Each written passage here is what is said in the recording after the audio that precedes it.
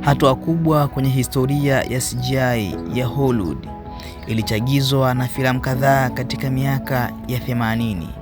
Tron ya mwaka 1982 ndio filamu ya kwanza kutumia CGI kwa kiwango kikubwa katika tasnia ya filamu ya Marekani kwa wakati huo. Filamu hiyo ilitayarishwa na kampuni ya Walt Disney Production na kuongozwa na Steven Lisbiger.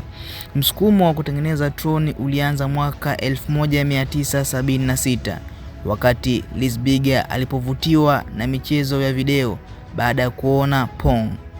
Yeye pamoja na mtayarishaji Donald Kushner waliunda studio ya uchoraji ili kuendeleza Tron, wakiwa na nia ya kutengeneza filamu ya michoro, yani animated film.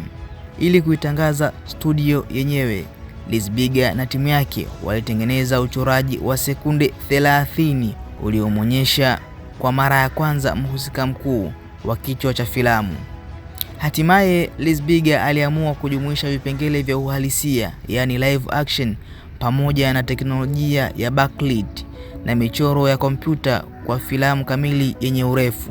Studio mbalimbali zilikuwa zimekataa michoro ya hadithi ya filamu hiyo kabla ya Walt Disney Production kukubali kufadhili na kuisambaza Tron.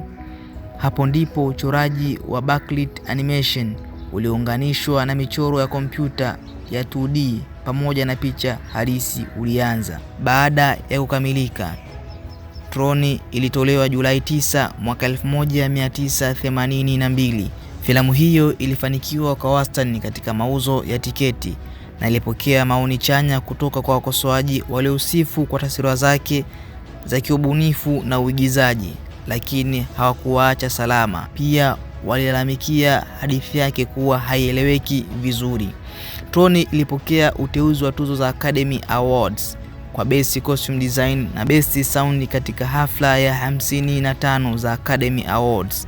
Hata hivyo, ilitolewa kwenye kinyang'anyiro cha Best Visual Effects kwa sababu wakati huo Academy ilihisi kutumia michoro ya kompyuta kulikuwa ni udanganyifu. Tron ilizalisha michezo mingi ya video, ikiwemo mchezo wa arcade ulioambatana na filamu hiyo muda mfupi baada ya kutolewa, na baadaye ikawa filamu ya ibada, yani cult film, ikizaa waraka mpana wa vyombo vya habari, multimedia franchise, ikiwemo vitabu vya katuni maarufu kama comics book, na pia kuzaa filamu ya mwendelezo itwayo Tron Legacy iliyoongozwa na Joseph Kosinski, filamu ambayo ilitolewa mwaka 2010, huku Bridges na Box Leitner wakirudia nafasi zao na Lisbiger akiwa kama mtayarishaji kwa wakati huu. Filamu hiyo ilifanikiwa kibiashara na ikafuatwa na mfululizo wa katuni ya Tron Uprising iliyotolewa na Disney XD mwaka 2012.